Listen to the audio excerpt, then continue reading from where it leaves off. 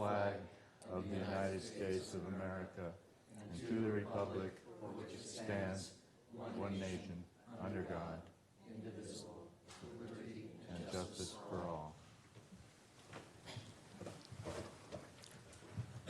Thank you. May we have the roll call? Commissioner Roof?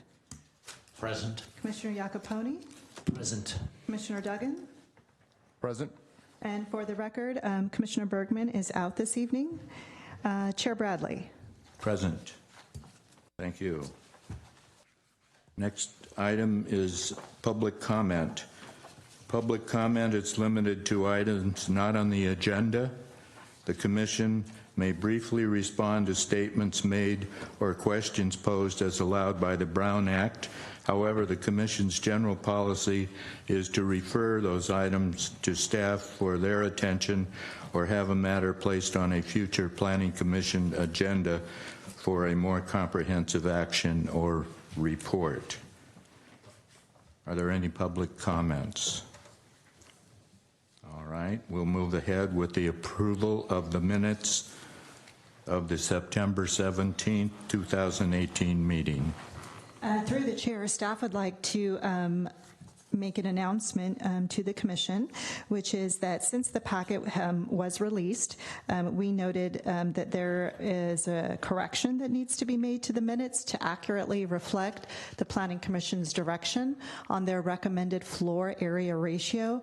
In the packet, the way that staff had presented the Planning Commission's recommendation didn't fully capture what was said, so I did provide on the dais, and there should be extra copies over at the public speaking request station, an amended version of the Planning Commission, of the minutes for the Planning Commission's consideration that has to do with FAR.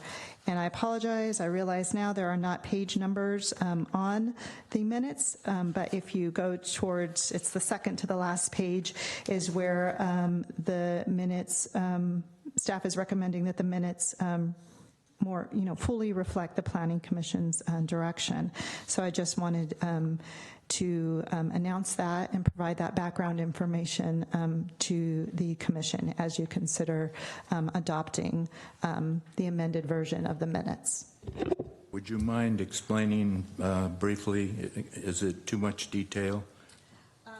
I can read into the record. So previously, in the minutes, the draft minutes that went out to the Planning Commission, it made the distinction of two different FARs, and it was characterized as 1,000 square feet plus 35% of the lot size for lots less than 7,000 square feet, and for lots 7,000 square feet or above, there would be a 0.5 FAR. This is not exactly the direction that the Planning Commission gave. Instead, the Planning Commission recommended using a formula, which is defined as 1,000 square feet plus 35% of the lot area and no less than a 0.5 FAR. We provided a transcription of the meeting minutes. This is on the dais as well, so you can sort of recollect that conversation. But again, the way that staff presented it was not exactly as the Planning Commission had directed, so we wanted to make that most clear. And actually, this was brought to our attention by two planning commissioners. Thank you for explaining it. So we'll move ahead with a motion to approve. I do just want to comment, and not sure exactly procedurally the best way to handle this. I do think as the minutes have been amended, that does capture what we concluded at, towards the end of a 5.5-hour meeting. I would say that it actually doesn't work because we're asking to define a floor area ratio using a formula of 1,000 square feet plus 35% of lot area. If you calculate 1,000 square feet plus 35% of lot area, you actually get a maximum floor area. You don't get a ratio unless you then divide that back by the lot area. So, this is an accurate reflection of the minutes, but at some point as this goes to the City Council, we will want to fix that by either dividing all that back by the lot area or just simply defining a maximum floor area.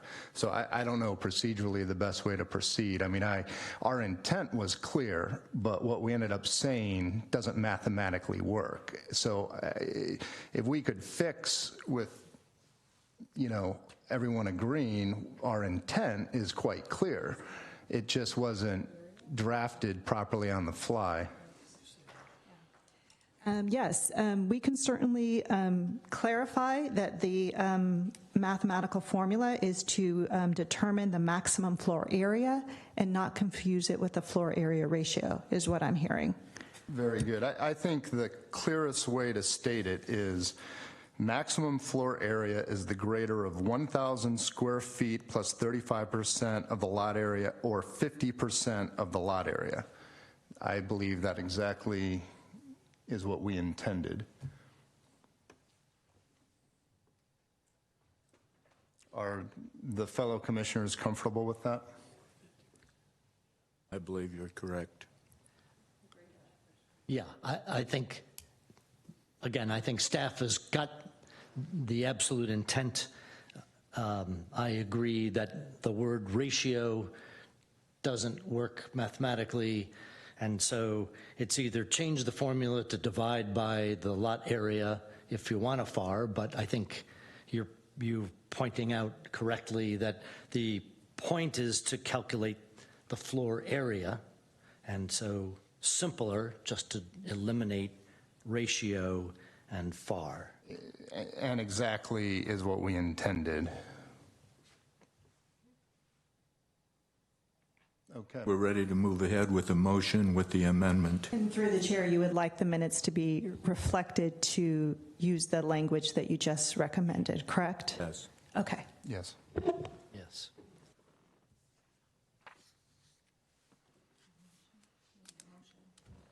I motion to approve the minutes as so amended.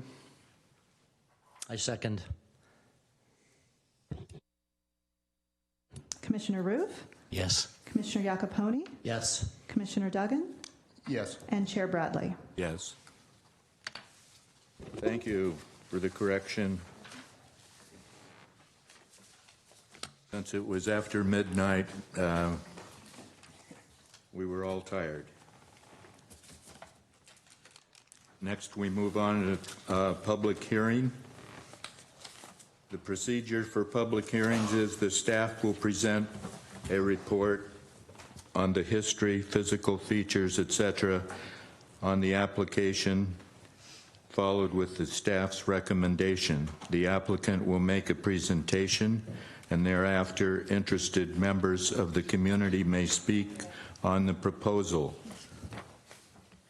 When all interested parties have had an opportunity to be heard, the hearing will be closed and no further discussion from the floor can be held. The commission will then consider the evidence and make its recommendation. If you challenge a public hearing item in court, you may be limited to raising only those issues you or someone else raised at the public hearing described in this notice, the public notice, or in written correspondence delivered to the city at or prior to the public hearing. Speakers should fill out a speaker's form found by the door and hand it to the recording secretary or any one of us prior to addressing the commission. The speaker should come up to the microphone and speak since the meeting is being recorded. This will assist the staff in preparing our formal minutes. And the first case this evening is 1819 Eaton, and that will be followed by 170 Glen Way, and 1119 Industrial Road will be the last item tonight. Andrea, welcome back. Thank you very much. Good evening, Commissioners. My name is Andrea Martisich, an Associate Planner with the City, and I'll be presenting this item this evening.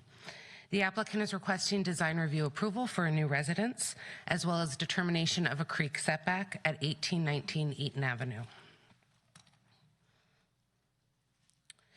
This 12,619 square foot lot is zoned RS6, single family, and there's an existing 3,200 square foot single story residence on site. It also has an existing pool located towards the rear. There are 5 existing trees located on the property along the front, and all are proposed to remain. I did want to also point out there is a large redwood tree included within those 5 trees at the front, which is proposed to remain and also has some recommendations in terms of protection during construction. Cordilleras Creek is located to the rear of the lot. The applicant's proposing a new 2-story house with an attached 2-car garage and an attached 1-car garage, so 3 covered parking spaces total, for a total area of 5,279 square feet. The proposed lot coverage is approximately 30%, and the floor area is approximately 42%. The proposed frontage, so the portion of the house that you will actually see from the street, is about 81 feet in length. In addition to the proposed residence, the applicant is proposing to retain the pool but reconfigure it slightly, add some landscaping and hardscaping within that 25-foot creek setback. This is the site plan for the proposed residence, and I just wanted to point out the gray area is the outline and footprint of the proposed residence. You can see towards the rear the existing pool, as well as a fairly large backyard where the creek is located.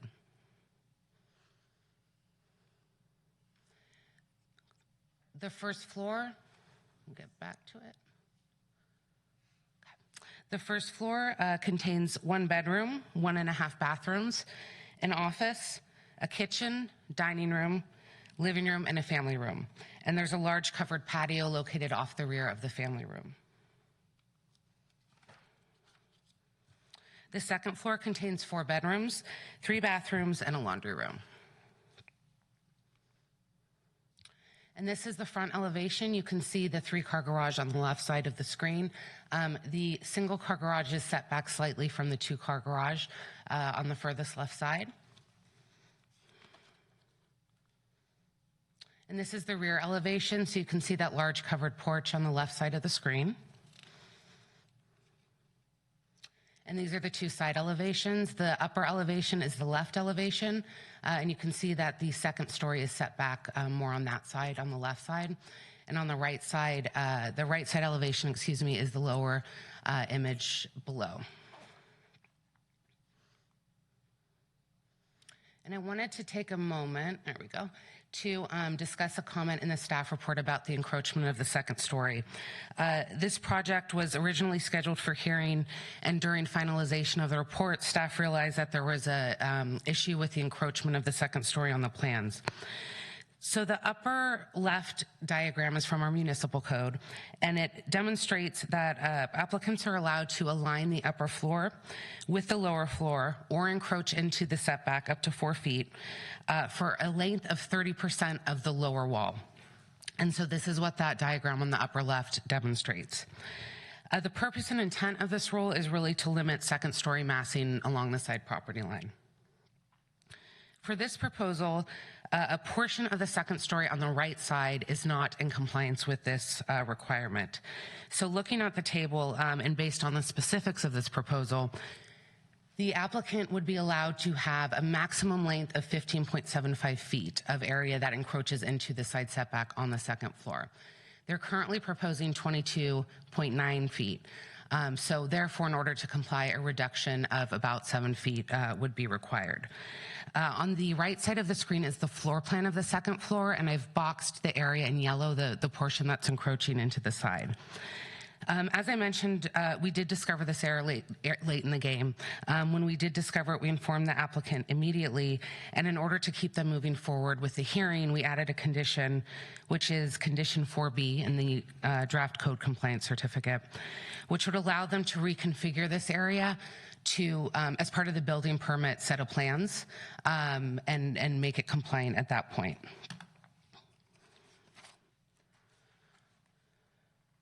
And then I just included an elevation, a blown up elevation of the right side, and highlighted in yellow the two areas that are encroaching the 30%. So the front bedroom is encroaching about 26% of the length, and the stairwell is encroaching about 17.6%. And just to clarify visually, that blue line is the length of the first floor from which we take the 30% to come up with the number.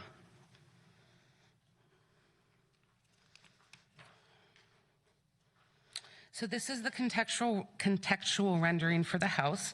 The applicant is proposing cement plaster stucco in a warm white cream color. The applicant is also proposing stone veneer along the two-story right side portion of the front of the house. The windows, door, and window trim will be a darker ebony color.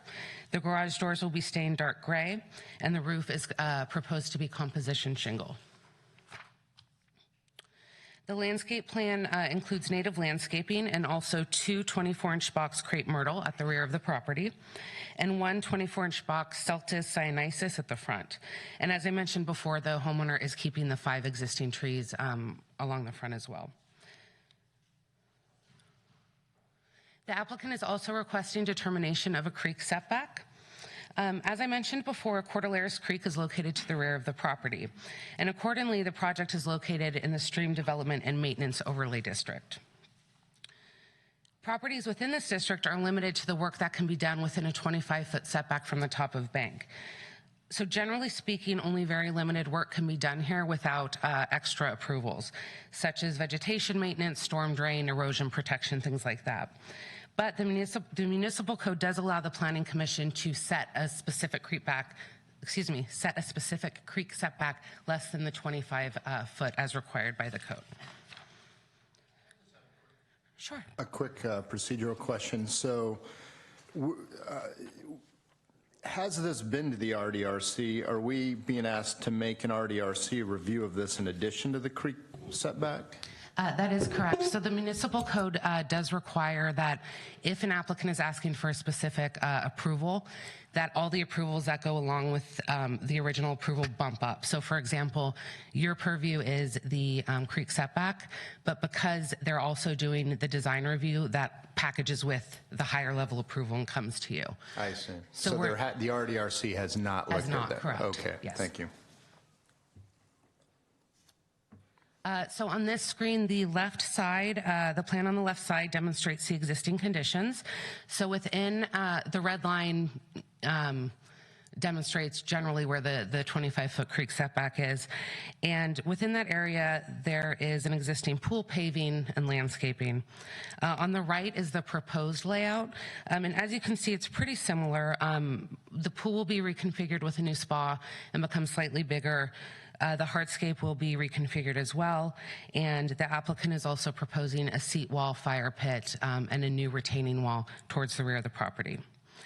As the property owner is requesting this determination, staff is recommending that rather than requesting a specific number, so for example, a 2-foot setback, that if you choose to approve this, you're limiting the setback to exactly what's shown on the plans. So at a certain point, it'll be 2 feet to the retaining wall. At another point, it'll be 3 feet to the pool equipment.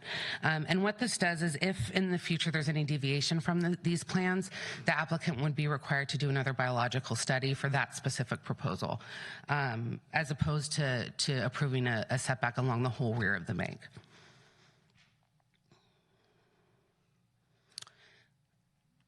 So these diagrams are from the biological report, and I just wanted to include them to show the existing and proposed pervious and impervious areas. The pink area is the area that is pervious. So on the left, you can see that there is slightly less, about 250 square feet less pervious area than in the proposed. So the applicant is reducing the amount of concrete and impervious area, which is a benefit to this project. The applicant is also not proposing any work below the top of bank, so within the creek. As part of the review process, a biological consultant was hired to review the proposal, and their analysis noted that because there's no work below the top of bank and nothing is becoming closer to the top of bank, that is a benefit to the creek. The report concludes that since the setback will improve the ecology of the site, because of the impervious surface within the setback will be reduced. There's no trimming or removal of riparian trees in the area, and the amount of stormwater runoff will actually be reduced, what's going into the creek. So the report did find that this would actually benefit the site itself. Because of that, staff has no objections to the proposed improvements in their vicinity, and especially because no part of the house itself is proposed within that 25-foot setback.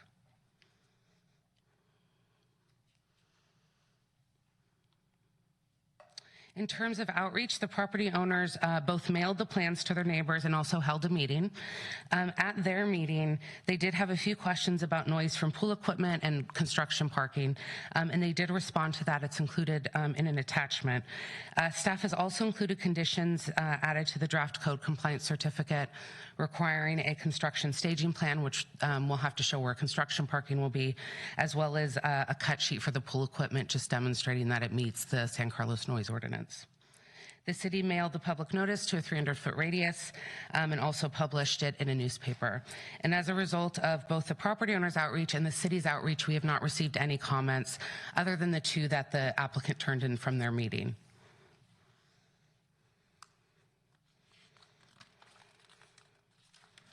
This is the formal motion should you choose to approve this item. I'm available for questions, and the property owners and applicant are here, and I know the applicant would like to speak as well. Thank you. Thank you. Does the applicant wish to speak now, owner or consultant? State your name, please. My name is Guy Cross, and I'm joined by my wife, Erica Nelson. Hello. Good evening. So good evening. Thank you very much for your time in reviewing our project. My wife and I have been living here in San Carlos for the last 8+ years on Eucalyptus. You may have been on that street for Christmas. And we've got 3 boys and a lot of family that have moved to the area. And so we love San Carlos, but we were getting a little tight on our current home. And so we found a wonderful property on Eaton, which had a little bit more space and a pool, which we think would be great for our 3 growing boys. And so we've worked very hard to make sure that we're keeping the house no bigger than it needs to be, because we want to preserve that backyard and that beautiful space. And we've worked with the city, with Jill previously as a planner since February, and tried to do everything we could in terms of ecological studies and design to keep this home in keeping with the area and the traditional homes of Eaton. So we're excited to be here today. It's been a long process, and we appreciate your consideration. I don't know if you have anything else. Thank you. That's it. Thank you very much. Yeah, thanks. And I think we wanted to introduce our architect, Una, who wanted to comment a little bit about some of the things you were shared with earlier. Good, thank you. Welcome, Una. Thank you. Good evening. If you could just give me a second, I'm going to try and get my laptop hooked up here so I could have a couple graphics to share with you. As Guy and Erica said, we've been working on this project with the planning department. Our original submittal was in April. It's been a long process.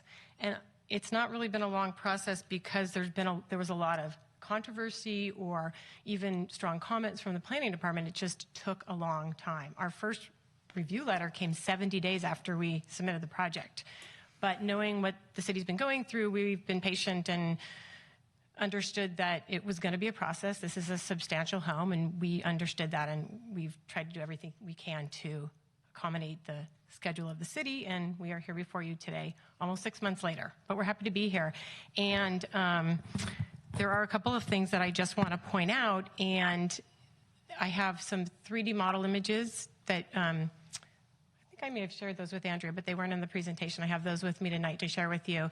And I have some photographs of some homes in the neighborhood that we sort of used as inspiration for this particular style of home. And what I'd really like to do is address the comment about the stair setback that Andrea brought up being an encroachment that she's hoping you guys will approve as a condition of approval for us to make an adjustment during planning building department review. So as some of you know, I've been working in the city for a long time, for almost 14 years, and I've done a lot of 2-story homes in San Carlos. And I pride myself on working really well with the planning department, especially with Jill, with Andrea, and understanding the code well. Until I got the letter a week ago, saying that my project actually doesn't meet the municipal code. And what I would really like to do is just talk quickly about that item, and then you guys can ask me questions, and then I would love to just share with you some 3D images of the model of the home and some things that I just want to point out about the landscaping and the neighborhood. So just to back up, I worked really closely with Jill after she sent us her first letter of review in July, I think it was, early July. I submitted in April, and in early July I got her first letter of review. And she had a comment in there about the second story the second floor setback with respect to the stairwell. And we met with her and we reviewed it, and we reviewed the code, and I showed her 4 other projects in San Carlos where I have used this exact interpretation of the code, and these projects have been built, and these projects have gone before the RDRC.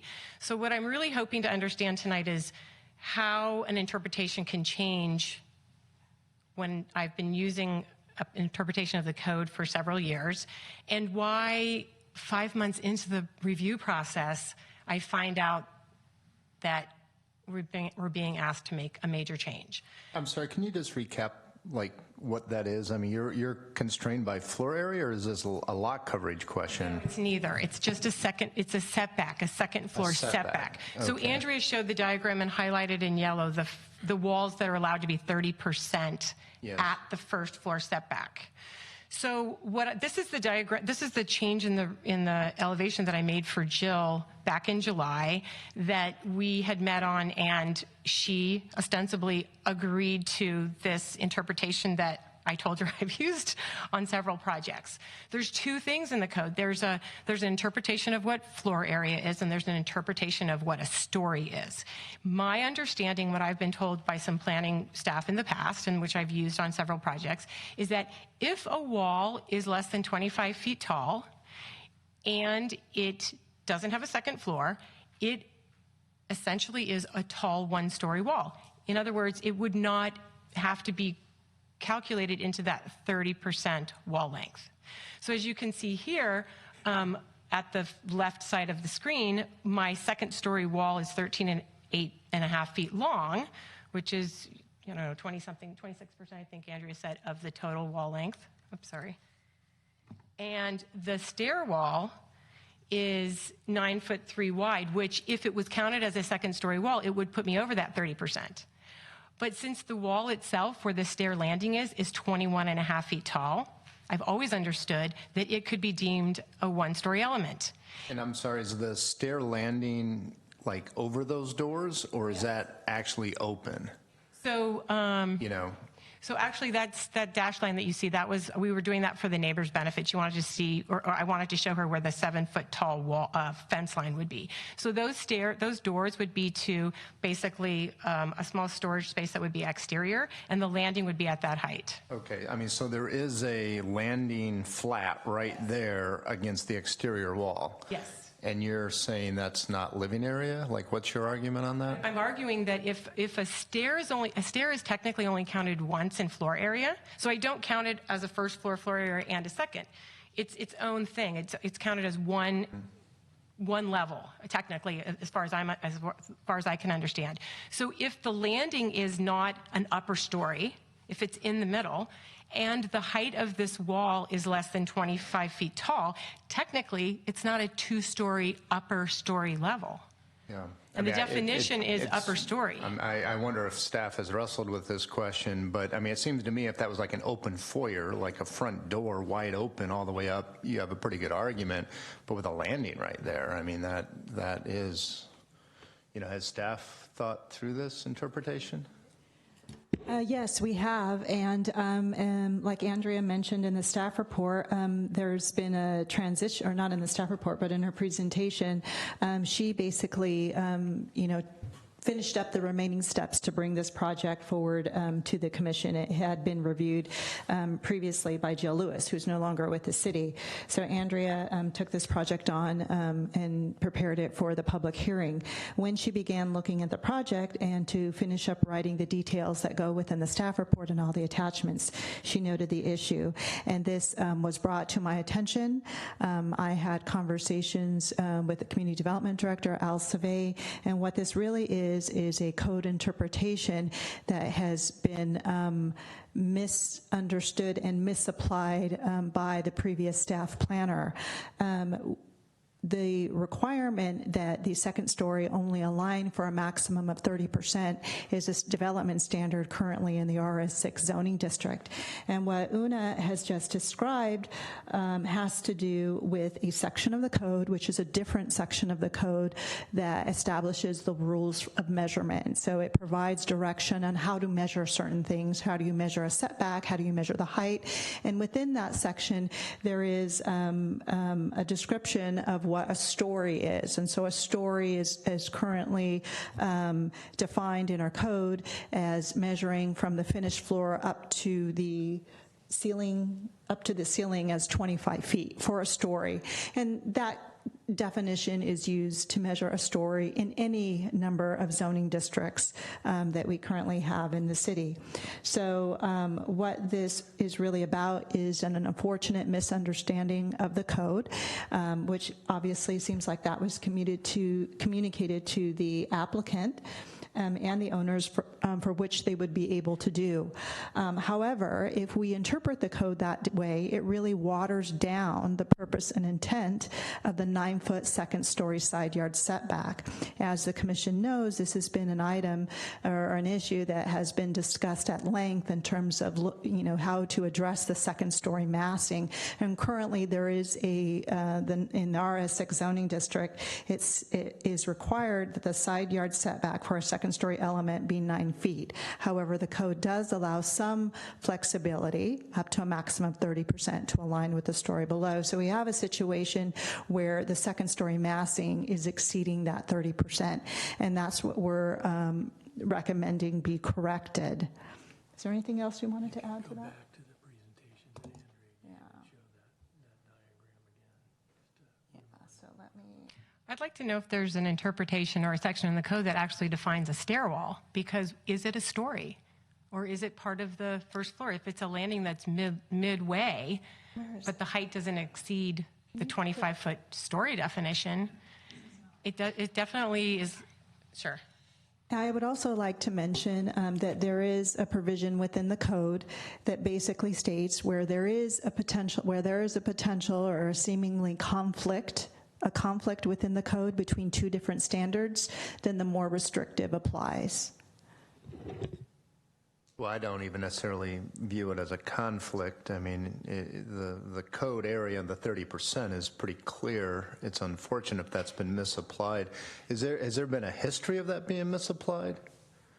I mean, This is the first time that it's come to my attention, but I did receive emails from the applicant where she had noted that prior staff has made an interpretation that would allow for this. But once I discovered it, again, this is a matter that I, took seriously. I spent some time looking at the plans to really understand what was happening here and had conversations with the director to make sure that what we were going to communicate with the applicant is how we're interpreting this provision of the code. And if you look at the diagram here in this slide, it really shows the purpose and intent, which is to really try and control the second story massing.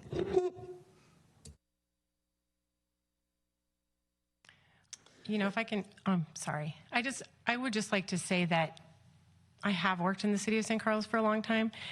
We got this letter from the planning department less than 10 days ago.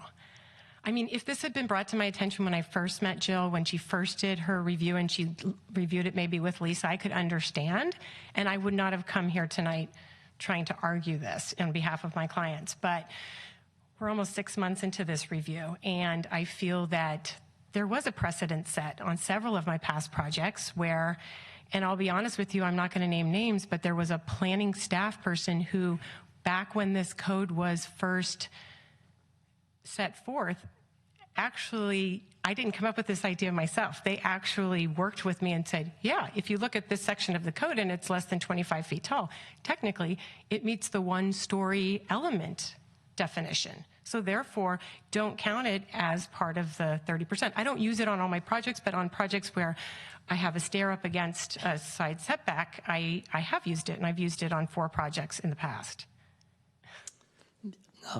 Thank you for the explanation. And, you know, I would first say I would also probably feel frustrated, maybe annoyed, but let's say frustrated, having been this far into the project and then having a piece of the code more clearly applied to the project, and then pointing out actually that what you've used in the past is not in compliance.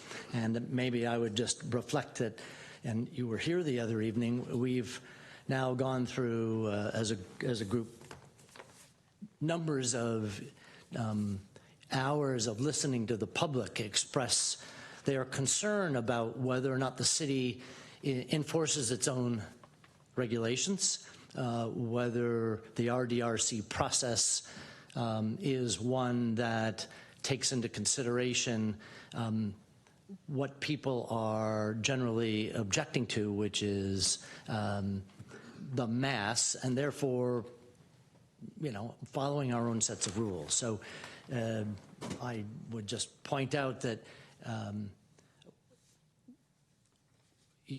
your project's at a difficult time because the public have made themselves very clear about what it is they expect of their government. Yeah, I understand that, and I'd like to just, for the record, say, if this project had been approved in a timely manner, we probably would have come before you prior to the first hearing you had on the zoning standards, and maybe this wouldn't be as big of an issue as it is. And I'm not saying that that's an excuse, but I'm just, on behalf of my clients, I'm really trying to see if you could help us understand how we can do something without having to do a complete redesign at the 11th hour of this project. Let me just, can I go forward and just show you the project? And yeah, and I would just say I would like to hear the rest of the presentation. I understand, and thank you for laying out the circumstances of that. In no way would we want to set a new precedent, but, you know, I am a bit sympathetic to your situation, and, you know, would think about, I guess I would like to hear if there are any concerns of the neighbors regarding that aspect of your design, and then you know, we could consider something. But let's hear the rest of your presentation. yeah, so thanks. On that note, I'd like to say that we did back in May host a community outreach meeting. I always recommend it on projects like this, not just send a letter of, hey, we're doing this project, do you have any comments, but actually invite people to come. And we had 2 neighbors show up, the neighbor directly to the right and then a neighbor across the street. And as Andrea said, that there were questions about construction and parking, because that's a busy street and parking's an issue, about how loud is the pool equipment going to be. And Veronica Dills, the neighbor to the right, also asked if she could see what the outline of the existing house is in terms of elevation, so she can get a sense of how much taller this house is going to be with respect to her home. And so we followed up with her and sent her a diagram, and I believe that Erica has had some communication with her, and I don't believe that there were any other letters of either opposition or support or whatnot. And did we, I'm not sure if we forwarded those actually to, oh, okay. So those hopefully were forwarded to Jill. So they should have been in the packet. Well, one of the things I just want to point out is, yeah, this is a substantial home, no doubt about it. We're at 41.8% FAR, and we're at 29.8% lot coverage. But as you can see in this diagram, the dashed blue highlighted outline is the footprint of the existing home. The black outline is the footprint of the proposed home. the proposed footprint is approximately 116 square feet larger. Where's Eden on this? I'm Oh, not just on the oriented. bottom of the page. This is a Okay. partial site plan. Sorry. We're looking at the bottom of the page is facing the street. Okay, thank you. Sure. So the footprint of the house is actually 116 square feet larger, but I'm going to just use my cursor here. If you can see all this area over here, we're basically filling this area in with new floor area, but we're reducing, like the garage is coming back 5.5 feet there. The garage is coming back 8 feet over there. The front door is setting back 10 feet deeper than the current entry. The front wall is setting back a foot beyond the existing front wall of the house. On the side where we've got an existing 4-foot first floor setback, we're going to go to 7 feet on the first floor. And then in the back, we're bringing the rear of the house. This is the covered porch still projects out, but we're bringing the rear structure of the home in 8 feet. So in terms of like how the house is sitting on the lot, it's actually pushed in on all sides. We are adding some floor area, but as you can tell, it's in that area where it's sort of underutilized floor area now. We're keeping, they want to keep as large of a backyard as possible, and they wanted to push the house back without going too far into the yard that they get too close to the pool. And those 3 bump outs on the right, which one's the staircase we were talking about? Staircase is this dark one right here. So Okay. currently, the footprint of the house is 4 feet from the property line here. This stair is going to be 5.5 feet from the property line. This is a fireplace, and this is a fireplace here. So this is, the blue line is the existing. I see. And existing is 1 story, is that? Yes, Okay. correct. Yeah, the existing's 1 story. So stylistically, what we were hoping to achieve architecturally is, I want to show you just a few photos of some of the neighboring houses that we were inspired by in some ways, uninspired by in some other ways, and just trying to make sure that we were in keeping with massing. This is the house at 1800 Eden, which is directly across the street. Just in doing my own visual measuring with counting up siding and bricks, the peak of this roof is roughly 26 feet from the grade. This house is, I believe it's 46% FAR on a 9,000 square foot lot, where we're going to be 41.8. This is a home that was just finished 3 doors down. Again, a tall 2-story element facing the street. That's, I don't know what the setback is here, but it's probably close to 15 feet, where we are 20'7" to our front 2-story wall. Sorry about that.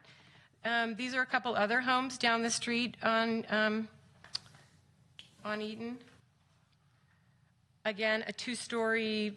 This is probably I would call this on the left side a French Revival, on the right a Spanish Revival home, again with 2-story wall elements. This is the house that's on the corner of Stafford and Eaton. Tall, steep pitched roofs. Here's a interesting Tudor style home that looks like it was built probably in the 90s. Again, a 2-story wall. And there are a couple more up and down the street. So these are, Eaton has some large size lots. Again, this house right here has a really nice magnolia tree in front, so it really breaks down the massing of this 2-story element. I want to point out that in the contextual rendering that Andrea showed you, I haven't mastered my 3D modeling yet, but the trees that are shown, actually my model is sitting on top of the vegetation. And if I could, I would have pulled the vegetation in front. But there's a really tall redwood tree that's going to be protected that's on the left side of this existing 3-car garage. And on the right side of the home, where we have our tallest element of the house that's 20.5 feet from the front property line, we've got 3 tall birch trees that are roughly, I'm going to say this is 40 to 50 feet tall, and a nice maple tree that are going to be maintained. So I think this tree is going to go a long way to help soften the effect of the 2-story element that we're proposing on the right side of the home. Do you have photos of the properties to the left and to the right? Yes. Do I have them in this particular? Well, actually, they're in the composite rendering. Let me just open that and you can see. The property to the left has a two-car garage that's sitting in front of the house. So, It's 1811 Eaton, yes, it is. and the correct. other side is 1829. 1829, correct. And the majority of the right side two-story element is directly in front of the garage of the house on the right. And then it steps down to all one story at the back of our property, which is one of the things that we were showing the neighbors, that their living space on that side is going to be adjacent to one story, our one-story element. And then this house is interesting. It's got a detached garage sitting in the front, and as you could see in Andrea's site plan, the actual main house is set quite a bit back, which means it's going to have, there's no relationship really because it's going to be facing our rear yard. So just kind of looking at this, part of what we're doing here tonight is the RDRC review.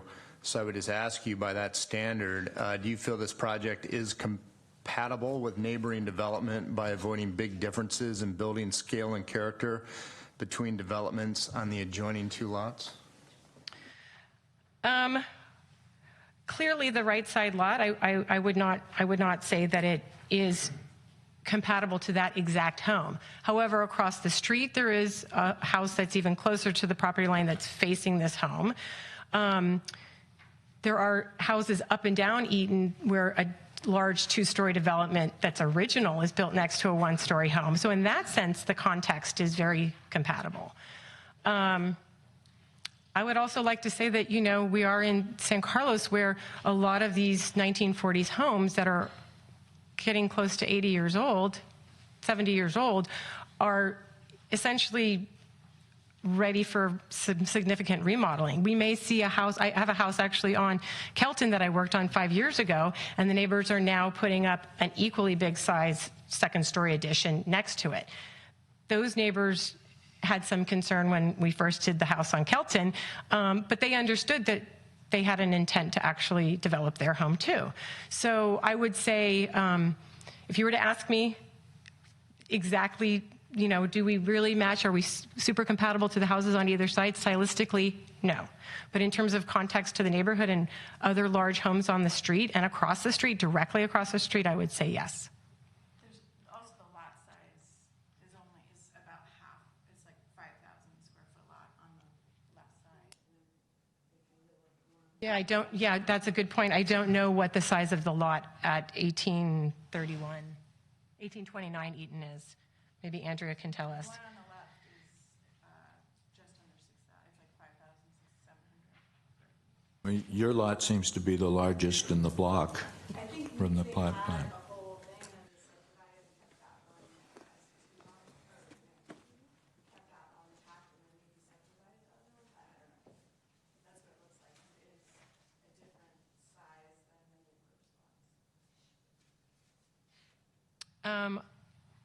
If you'd like, I can show you some model images that, if I can pull them up real quick.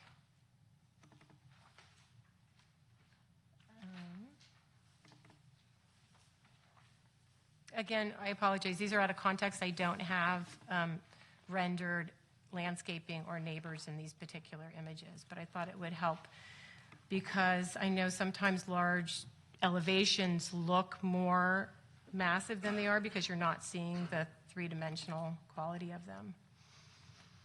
So this is a view from the front left corner. As you can see, we stepped the garage back, and the current property has a three-car garage, and because Eaton is a very busy curved street, especially where they are, they're right on a curve or right next to a curve. Off-street parking is critical. And because they have a large enough lot to do that, we decided to go ahead and match the same size garage that is currently on the house, which is on the existing property, which is about 370 square feet.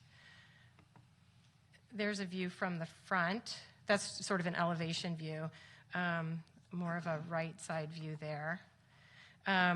A right rear view showing the covered patio with a one-story roof over it. This is the portion of the house that's directly adjacent to the neighbor on the right. But again, we have an additional 3-foot setback to this wall from the existing home. The existing house is built at 4 feet. We're going to be at 7 feet in the rear, roughly 7 feet. And this is a view of the rear of the property. You can see we matched the two-story element for consistency, but there's the neighbor to the left is quite a ways away, and there should be no concern about privacy or light or anything like that on that side. That's a garage door on the back? Yeah, so because they have boys and they want to put a play court in the back and they want to park 2 cars in the garage, they need a garage where until a kid probably drives, they're going to park bicycles and scooters and things like that. And having a door on the back that they can open, it gives them an indoor-outdoor play space. It's a very good idea. Could you go back to the side, maybe slide 3 or image 3? Yeah, thank you. I have an image. I have another image that shows the stair wall, if you'd like to see that, because this doesn't show it too well. I have one that's just a right side. Please do. Yeah, sure.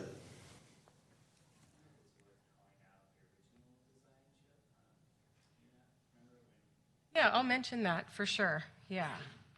So originally, when we were talking to Jill about this stair wall situation, so you can see we've got a chimney in the front here. This whole wall is at 7 feet. This is our 22 or whatever percent setback. It's greater than 5 feet, which is the minimum. It's at 7 foot, but it's still, if it's not 9, it has to count in the 30%, or 30% has to be applied.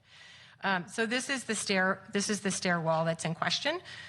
We originally had designed this so that this would be a cantilever and we wouldn't have the wall going all the way to the grade, which is what Guy just mentioned. And we thought that it was a good articulation on the sidewall and that it would actually be an architectural treatment that would look good. And that was when Jill brought the question up to us about the stair wall. And at the time, we talked to her and she actually made the recommendation that if we continue the wall to the ground, to the grade, she would feel comfortable making a finding that it is technically a 1-story wall. Now, she didn't put that in writing to me, and I'm not speaking for her, but that was my understanding of why she actually suggested it, because we made the change back in July, and then she suggested that we actually present it to the neighbor and show them the change, because they would be the ones that would be directly impacted by it. And we did. We sent an email to the neighbor and showed them this new elevation and the detail that changed.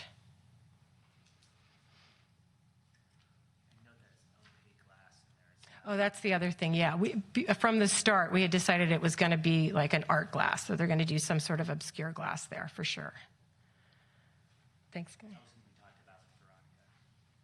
Yeah, that was brought up in the meeting, the outreach meeting that we had.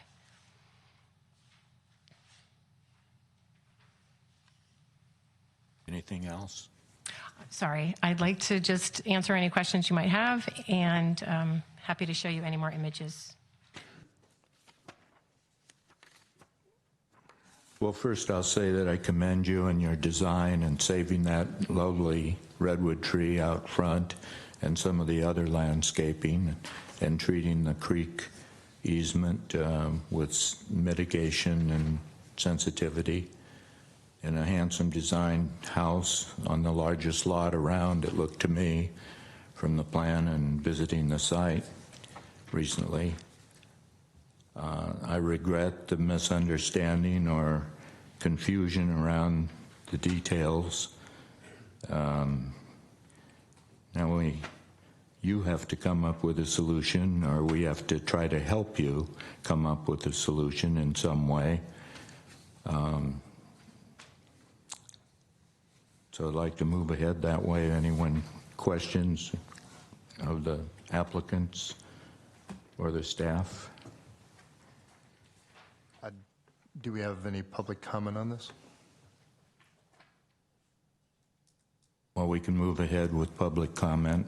Does anyone wish to speak? I don't have any slips from anybody. For the public comment, want to understand what the implications of following the city's request to increase the setback to the 30%. What's the impact of that? Well, Commissioner, I have to say that because this came to us so late in the game, I haven't even had an opportunity to physically sit down with my clients and actually review this. But I have thought about it, and Guy has also thought about it, and it would require a reconfiguration of the stairs and probably the bathroom on the second floor and some space on the first floor. So it's not as easy as just saying, let's just push the landing in. I mean, stairs are really tricky when it comes to moving them around. So it's going to take considerable effort to actually do a redesign on both floors of that section of the house. And I haven't, like I said, it came to us late, so I haven't even had a chance to sketch anything out or really see what the impact might be on the design. Okay. Thank you.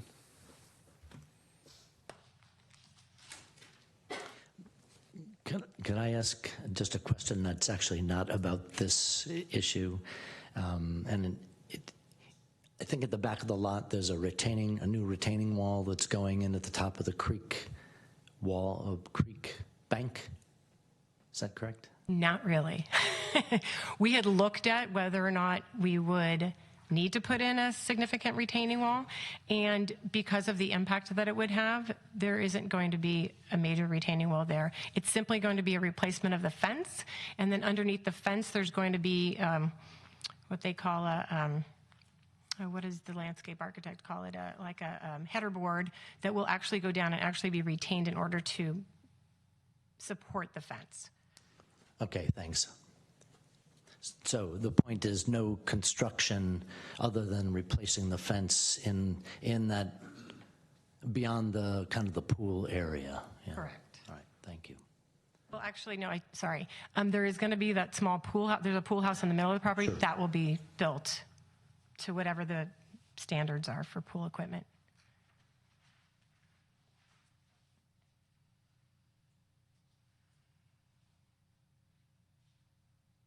And I'm sorry, do the standards for pool equipment include soundproofing for an enclosure like that? I believe that there's a certain maximum decibel that the pool equipment can give off. And so we actually spoke to, Erica spoke to Veronica, the neighbor, about that and said they would be willing to put a lid on it, do whatever they need to do to make sure that the noise is kept at minimum. And we would work with the landscape architect to do that. I believe there's some conditions of approval in the staff report for making sure that the equipment is. So it'll be some kind of prefab enclosure. It won't be like framed in enclosure.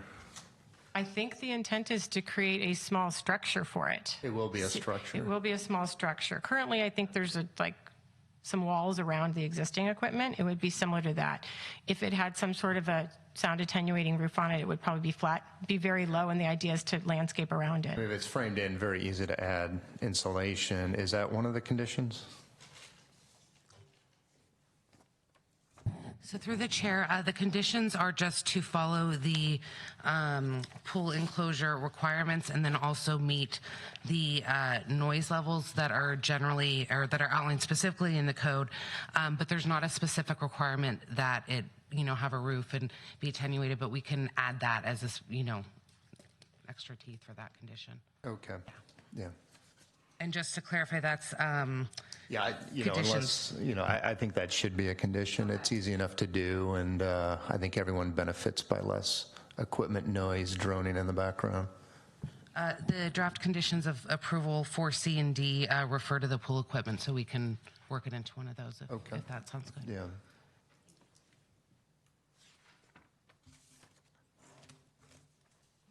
I think we're at a dilemma. Director, can you comment for us? I'm sorry, but is there any public comment? So we have no one is asked to speak on this project. Okay. Asked for it. I don't see any. Can I get a quick recap, Lisa, just of the public concern that we've heard on this through email and such? I saw some communication. I'm sorry, yeah.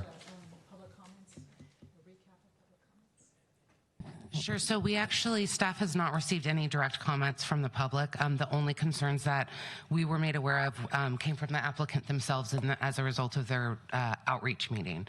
And those concerns were the pool equipment noise and the parking on site. Other than that, we have not received any emails or responses in support of or concerns with the Okay, project. and the concern on parking on site, I mean, there's a 3-car garage. I guess I didn't understand that. So concerns during construction. Oh, So, during right. construction, okay. So we did include a condition of approval for a construction staging plan. I believe it's condition 35. That will be required prior to building permit issuance. And as part of that, the applicant will need to demonstrate where the parking will be located on site and kind of how it works as construction goes on. Okay. Yeah, thank you. Okay, sure. Yeah, I'm just struck, given no real public comment on the massing, you know, I'm sympathetic for a potential exception here without, of course, creating any type of precedent. But Al, maybe you could give us a sense of our freedom here. Certainly. Mr. Chairman, members of the commission. So it is unfortunate that this occurred. However, with regard to the code itself, the code is very clear, as you can see from the screen, that you get a 30% exception. There's nothing in the code that suggests a stairwell would be exempt from this section of the code. The code also goes along to say that if there's a more restrictive section of the code, then that should be applied. The stairwell itself looks like 2 stories to the common eye. I think one of the commissioners noted that as well. We don't see a way that city staff could have the authority to make the interpretation that the stairwell is exempt, or you get more than 30% in this case. We don't believe that the Planning Commission has the authority to make that determination either. What would need to be done is a thing called the zone text amendment, where the applicant would need to apply to change the code to be written to conform to what is being proposed here. So we just don't see any way to interpret this in a different way. We think the code is crystal clear with regard to this particular point. Now, going back to what the architect has mentioned, if this has happened in the past, it's very unfortunate because those houses were unaware of where that has occurred. We can always go back and take a look at those. However, moving forward, we think it's very clear what the code says, and that we can't make that interpretation, and we would recommend that the commission not make that interpretation either. I see. So there's no provision a commission has for a variance. A variance is a completely different thing. Yes, that's another avenue, actually. In fact, that's very interesting you bring that up. You could make a variance, or rather the applicant could apply for a variance as opposed to doing a zone text amendment. However, a variance requires that the applicant show that there is physical characteristics of the lot that would make it very difficult, if not impossible, to do a house the way they wanted to do it at a reasonable size and scale. Because this lot is very large and you could move things around and still comply with the code, we would not be able to support the findings for a variance. There's 2 or 3 different findings. 1, the physical characteristics. 2, that you won't set a precedent for future projects of this nature. Thank you. Comments? Is it too late for me to make a comment? Can I? Feel free. Yeah. So the comment that it's crystal clear is something that I'd just like to comment on. If you look at the diagram that's shown up on the screen, the definition says upper story wall may align with the lower story wall or project a maximum of 4 feet into the required second story setback for up to 30%. But where is the definition of an upper story wall? If my stairwell has a landing that's midway between the first floor and the second floor, and there's no living space below it, it's a storage area that's accessed from the exterior and it's not habitable, how is it very clear to me that what I've designed is an upper story wall, because it looks like in that case, the upper story wall has a roof that's as tall as the second story. And I would just chime in and say, I mean, in this case, that's why the code even went so far as to draw this box, to make it very clear any massing on the second story would count in the 30%. I mean, I think it's that's pretty clear that that looks like a second story. But in my case, my second story is above where the stair landing is, where this roof, this 21.5-foot tall roof is. But doesn't it go through the whole height of the second story? No. Okay. So if you look at my section that I did, sorry, let me just pull that back up. I didn't actually show you that in great detail. I shared, this is, actually Jill had asked me to create a stair section, which I did at the time back in July when we were reviewing this. So let me just zoom out here.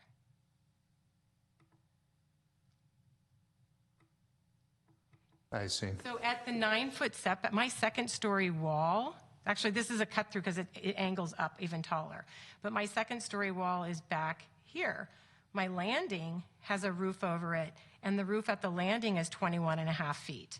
This is my second story here. This is a stair landing, which is not a floor. It's, if you were to look up the definition of floor area, it says it's habitable space. The space below that stair is less than 7 feet. It's not habitable. So I would logically, it would lead me to believe that this is not an upper story. This is a special situation. And the diagram that was up there clearly shows that that's a second story that's aligned with, that roof was aligned with the whole second floor.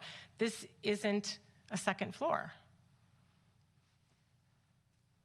And I think that just a couple of things. One clarification: that diagram clearly shows 30%, and the intent is to reduce the bulk and mass on that side of the building. The bedroom also, as you can see in the yellow area, also goes into this area. So architecturally, theoretically, you could realign or change the configuration of the bedroom and leave the other 30% or the other percentage, 17% or whatever it is, in place. One of the things that we attempted to do by putting in a condition of approval for the commission here is to allow, in recognition that this is a burden on the applicant, that there was an error in interpretation of the code. And so in order to move this through quicker, we put a condition in there noting that that under the 30% rule, it could go forward. They could work with staff to clean the situation up, to revise the floor plan, and then it would move through the process and not have to come back to the Planning Commission, thus saving them time. So we tried to, recognize that, yes, this has been a burden, and we're trying to speed up the process for the applicant here. I would move to close public comment. I second the motion. Roll. Commissioner Roof, Yes. Commissioner Iacopone, Yes. Commissioner Dugan, Yes. and Chair Bradley. Yes. Any more discussion amongst us? Well, I am sympathetic to the tight spot the applicants got into, but I'm a little concerned about paying them back for that inconvenience and expense, and with adjusting the rules in a way, although formally precedent isn't enforceable going forward. We certainly heard in the arguments today that precedent is something that people keep in mind, and we've got a pretty clear mandate from our citizens about the massing. I'm a little, without having public comment, directly concerned with this. We kind of have to take the greater citizenry perspective into account. Maybe that neighbor isn't inclined to come speak, but we need to be careful to take into account the concern in the community about the massing. And this seems like it's a big house. You know, I do appreciate that it's pushed back a little, but it's taller and it's going to look like another big San Carlos house that people are talking about. And so if on top of that, we're sort of giving them extra square footage because of mistakes by the city, but giving them that extra massing, I think it's, I guess my inclination is that would be difficult to do.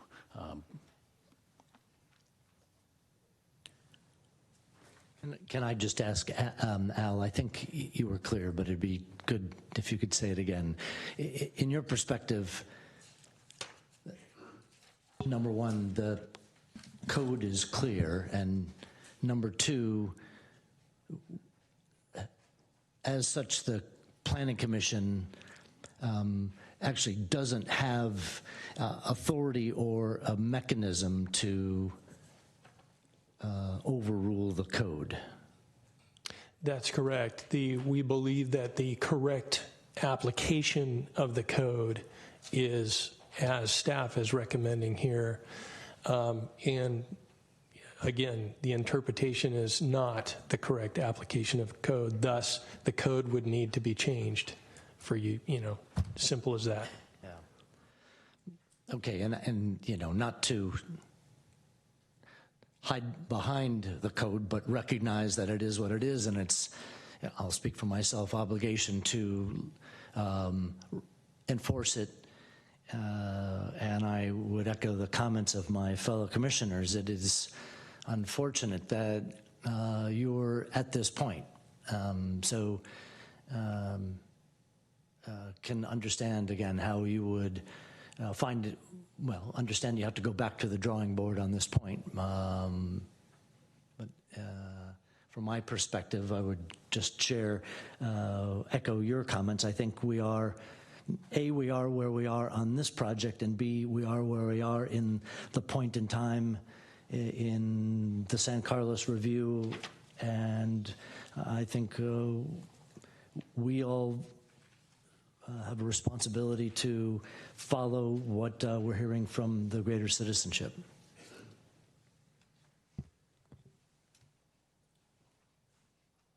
Yeah, I would just say that it's a sympathetic situation. I am sorry that it happened that way, specifically if it was at the hand of a planner. But you know, as you've heard, our hands are pretty tied here. You would be free to submit for a variance. It doesn't look like on a 12,000-foot lot there's a hardship there to justify that. I think it sounded like there was a process where you could ask for a clarification in the code. I do understand that's not a real second story, but it certainly is contributing to the massing there. I think it is within the intent. I would say, I would have to look at it more, but if the request for that clarification came before this commission, I don't think it would go in your direction anyways, because I think the intent is quite clear. They're trying to control the massing on anything above the first story. So it's an unfortunate situation. I would say, as far as the RDRC review goes, this is a big project.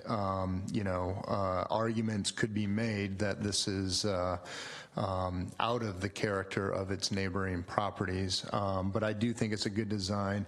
I appreciated that most of what was being done, specifically from the perspective of Eaton Avenue, was filling in what was already there. I know you're going to a second floor, so it is going to be a much larger house.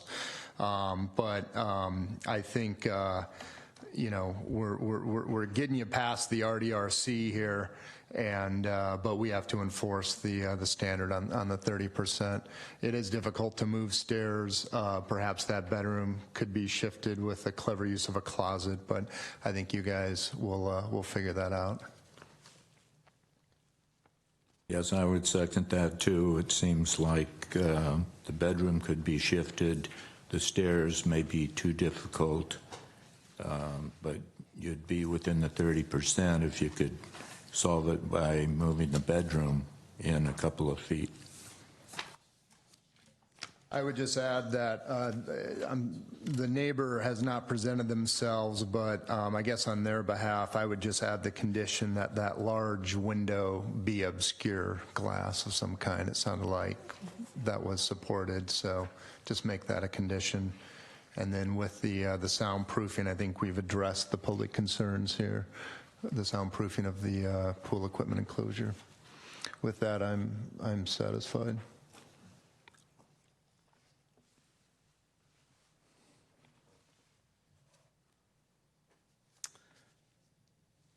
Any other comments, or should we move ahead with an amended motion or a regular motion?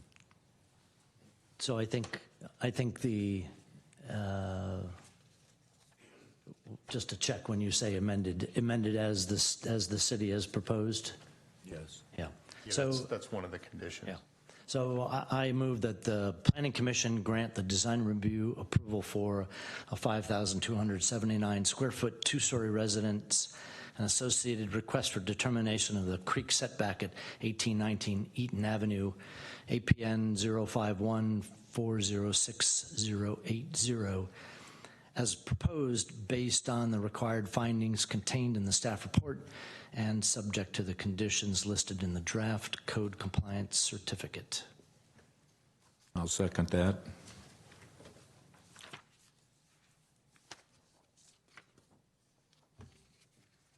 Commissioner Roof, Yes. Commissioner Iacopone, Yes. Commissioner Dugan, Yes. and Chair Bradley. Yes. Thank you. If there's an appeal to this, you have 10 days with which to appeal to the council. Through the chair, and thank you, Andrea, for asking for this clarification. I just wanted to confirm that the motion that was just made does include obscuring the large window. Maybe if you can clarify which window, unless you understand. Pardon? The stairs. Yeah, the large staircase Okay. window. And soundproofing measures to the pool equipment structure? Anything more specific, or just, was it just the soundproofing? Because I think we have the two conditions that you noted. Yeah, just soundproof insulation added to the structure of the Okay. pool enclosure. Thank you for that clarification. We just wanted to make sure we had that correctly for the record. I agree. All right, thank you, everyone. Best of luck on your project and the redesign. Good luck. It's a beautiful design and home. I'm jealous about the backyard garage door. I like that. Thank you. Next item is 170 Glen Way, Suite 5. Good evening, Commissioners. Lisa Costa-Sanders, Principal Planner. The item before you is a request for a conditional use permit to allow automobile sales at 170 Glen Way in Suite Number 5. The subject site is part of a larger complex known as the G.W. Williams Industrial Park, and it includes a mix of industrial, light industrial, and commercial businesses. The site is located at the corner of Glen Way and Taylor Way, and as I indicated, the site is within the light industrial zoning district. AC Motorsport proposes to locate within Suite 5 at the 170 Glen Way building. This tenant space is 792 square feet in area and is designated with 2 on-site parking spaces. The applicant proposes a boutique pre-owned auto dealership and broker. The tenant space includes a large roll-up door with a driveway to Glen Way. All vehicles will be stored entirely inside the building, and the business proposes to operate on an appointment-only basis. It will be operated by the business owner with no additional employees. And as I indicated, all uses will be conducted entirely indoors. As you see, the Suite here, the tenant space is highlighted in yellow. Suite number 5, 792 square feet in area, and that includes an office area, a restroom, and open warehouse space for parking of the vehicles. 2 parking spaces are designated for this tenant space, as shown highlighted in yellow. The required public notice was sent to property owners within 300 feet of the site on September 19th and published in the newspaper on September 20th. No comments have been received as of the preparation of this report. Staff recommends the Commission grant the conditional use permit to allow this specialty automotive dealership at 170 Glenway, Suite 5. And here's the motion. The business owner is here this evening to answer any of your questions. Thank you. Is the owner present?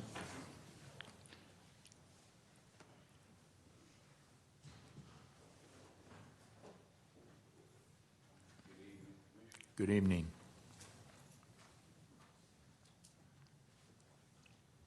Answer any questions, or would you like me to speak on it? It's a small space. I'll be running it myself.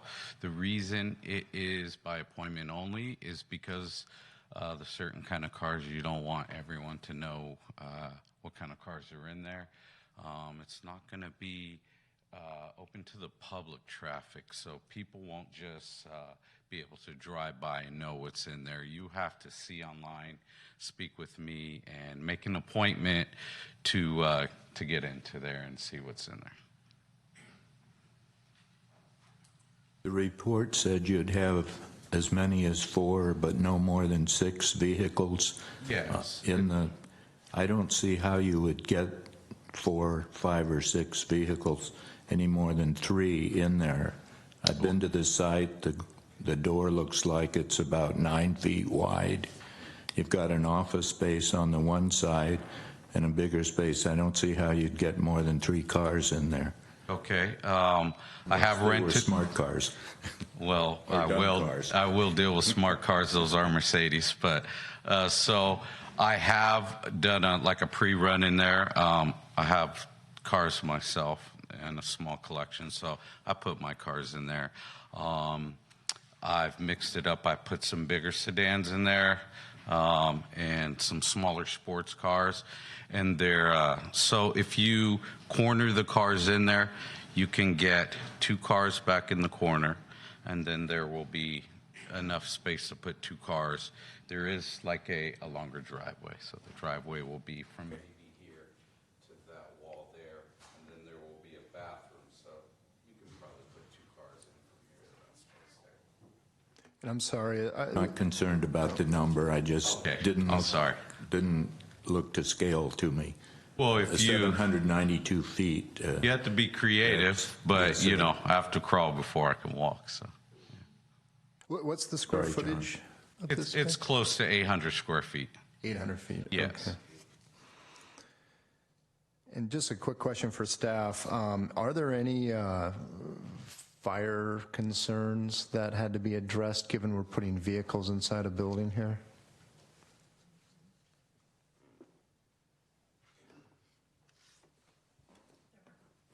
And as verified with the fire department? Or? Correct. Okay, thank you. I have a question for staff, which is for my own education, which is why is this being brought to the Planning Commission? Great question. Yeah, the applicant had the same question. The code does require that automobile sales requires a conditional use permit, and I think it's a special category of business operations. Auto sales, right? So it's probably more your typical auto dealership has a large inventory outdoors, and I think that's the main reason. It could be something in a future code change when it's entirely indoors. It could be maybe handled at a staff level, because we have had, I think, at least one other of these businesses recently approved, and I'm aware of a couple of others in town. And I understand what the owner is trying to do. It's that very specialty, high-end, kind of almost a broker relationship. So it's not your traditional used car dealership where the inventory is outside. And so that's the main reason, is really to control that visual appearance with the outdoor sales. Are there any more questions of the applicant? Was there any public comment of any kind? Okay. Is there anyone here that wishes to speak to this case? Seeing none, and I have no slips. We can move ahead. I move that the Planning Commission approve the request of Alfonso Curry II, AC Motorsport, for a conditional use permit to allow a specialty auto dealership at 170 Glen Way, Suite 5, based on the findings and for the reasons incorporated in the staff report and as conditioned in the conditional use permit. Second. Appreciate it. Thank you. Commissioner Roof? Yes. Commissioner Iacoponi? Yes. Commissioner Dugan? Yes. And Chair Bradley. Yes. Thank you.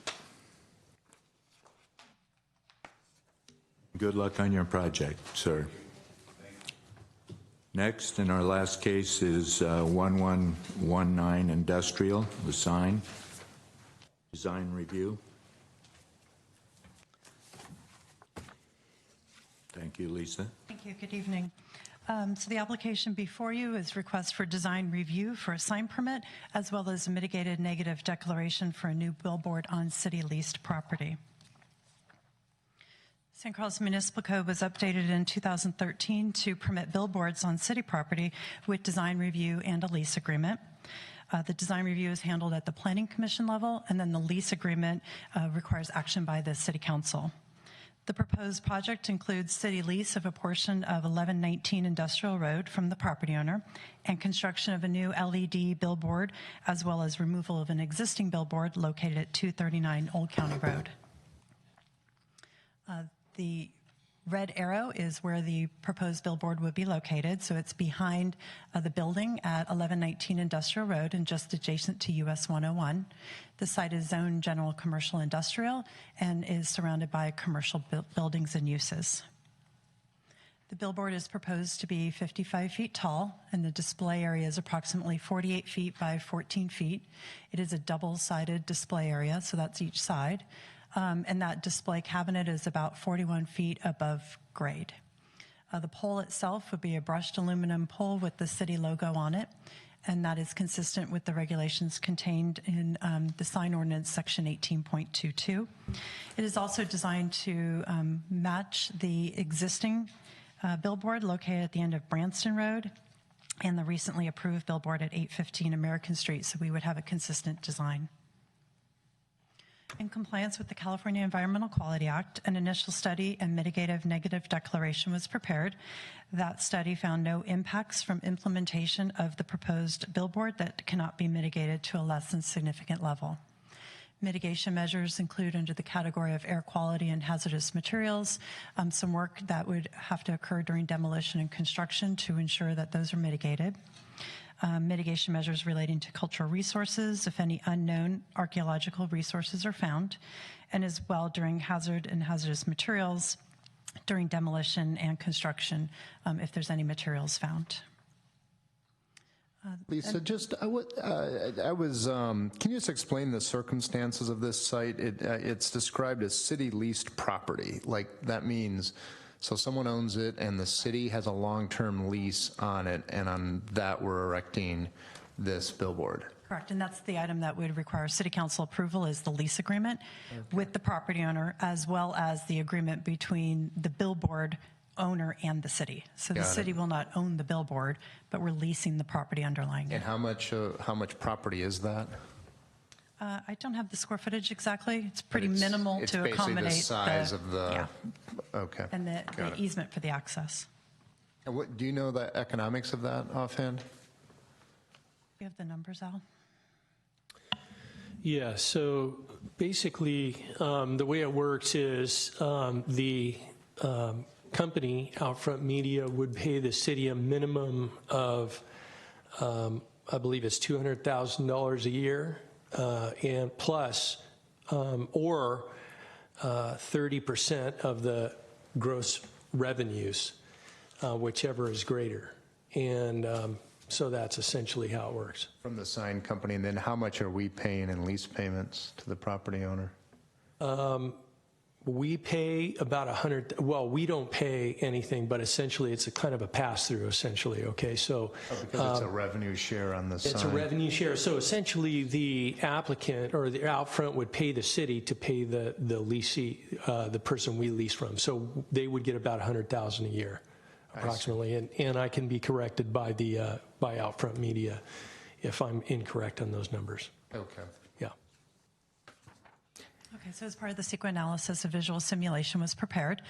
This is the view if you're traveling northbound on Highway 101. The top of the screen is the existing view, and then the bottom would show the proposed billboard location. And then this would be the view as you're traveling southbound. Again, the top is existing, and the bottom is proposed with the new billboard. And then a close-up view if you were standing right in the parking lot, top existing and the bottom proposed. Oh, excuse me. And then this is the existing billboard that would be removed as part of this project. That is a static billboard that's 12 feet by 25 feet, double-sided, located at 239 Old County Road.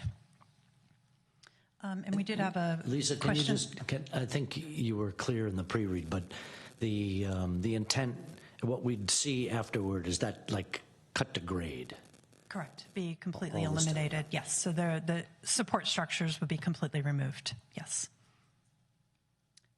And then thank you, Commissioner Jacoponi, for your question earlier today about the billboard inventory. So San Carlos properties front approximately 3.6 miles of Highway 101. That includes 2.2 miles on the west side and 1.4 miles on the east side of the freeway. The current inventory of billboards without this project, there's currently 5 static billboards, and one of those will be removed with the recently approved 815 American Street project. There's also 3 electronic billboards in the approved status, so 2 have been constructed, 1 recently approved. If this project is approved and moves forward, there will be a total of 4 electronic billboards in the San Carlos stretch of Highway 101 and 3 remaining static billboards. One of those is located on the east side near the Shoreway Environmental Center, and then there's 2 remaining on the west side of Highway 101. Question there. How many additional billboards could be squeezed in given that there's a spacing requirement? Yeah, it's unlikely. We've looked at some other sites. It's unlikely that any additional billboards would be constructed. So this is the last one? No. Yeah, in terms of policy direction from the city council, they've talked about a maximum of 3 in our city. This would be number 4, This would be the third, well, that city owns. that yeah. that the city would then lease, where the city would lease it to a provider. So that would be it. There is one that the city has no financial interest in at the Circle Star building. Yeah. That other billboard's at the Circle Star location, and that was approved through a variance process back when that development was approved, because they had a previous essentially billboard out front that was a large electronic sign advertising events at Circle Star. So that was the first electronic billboard, and then every thereafter is required to be on city property. So as far as the public outreach, we did do a notice of intent for the mitigated declaration, providing a 20-day public review period, and that ran from August 3rd through August 23rd. We did not receive any public comments on the CEQA document. We then mailed a second notice of the intent to adopt the negative declaration, as well as notice of this hearing.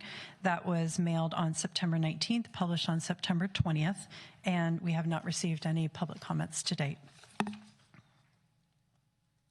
And here's the motion. There would actually be 2 motions. The first is a resolution approving the mitigated negative declaration, and the second would be a motion to approve the design review. I'd be happy to try to answer your questions. We also have the applicant here representing the billboard company, as well as our CEQA consultant if you have any technical questions on the CEQA document. Lisa, so mitigated negative declaration, can you just, I know you just covered it all, but can you just say again exactly what that approval means? Well, the analysis looked at all the different requirements under CEQA to see if there's an aesthetic impact, biological, public services, and after review and analysis found that there was no significant impacts that can't be mitigated to a level that would be considered less than significant. So once you apply what we're calling the mitigation measures, then we've determined that this project would be less than significant, and therefore the appropriate document is a mitigated negative declaration. One example is if they discover any human remains during the course of digging out for that new billboard, they need to immediately report that, stop construction, investigate it to see, if there's any cultural significance of that. So without that mitigation measure, that could be considered a significant impact under CEQA. And I can have the consultant go into further detail if you wish. In our packet, do we have the list of what the CEQA standards are?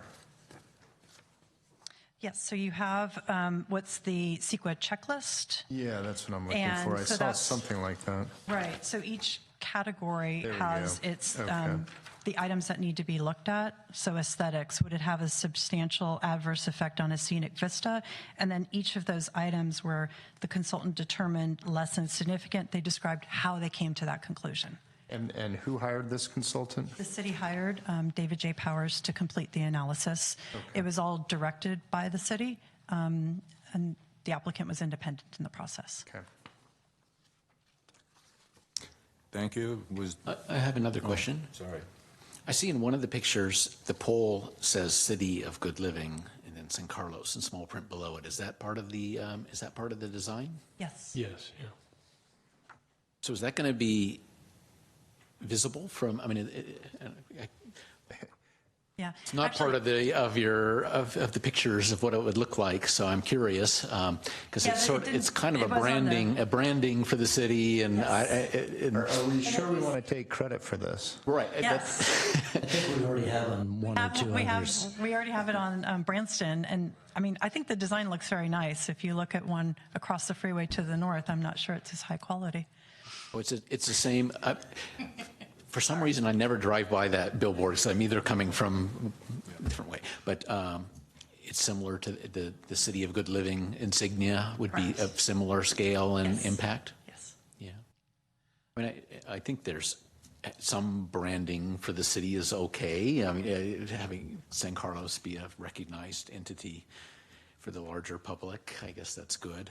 I'm just curious, is that part lit up? No. No? No. Okay.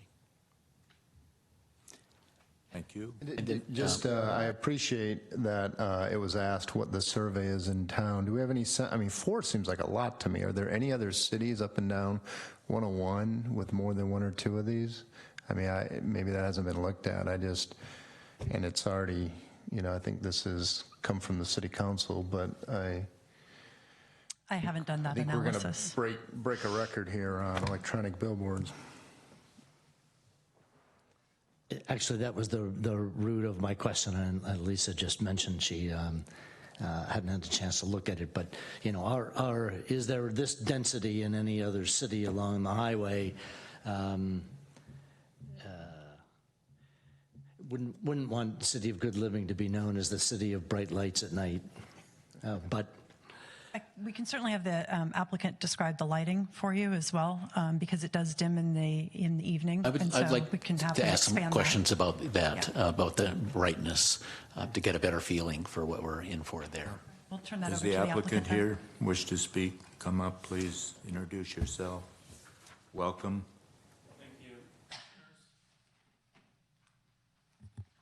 My name's Jeff McEwen. I'm with Outfront Media. Appreciate you guys considering the opportunity for us to work here in the city. So you had a question about the lighting. The lights are controlled to work basically at 0.3 foot candles above ambient light. So in the evening, they actually come down to a much lower, I think it operates at about 1/6 of capacity, and then comes back on as the sun rises. The lights are turned off, I believe, from midnight to 6 a.m. Al, is that correct? So they're off in the evening, midnight to 6. And the perfect example is the one that's on Branston that's been existing here for a couple of years, and then the new one going up soon. They'll be exactly the same. They'll look the same technology for lighting. Is the restricted hours part of the rules? It's not just informal. It's part of our lease agreement with the applicant.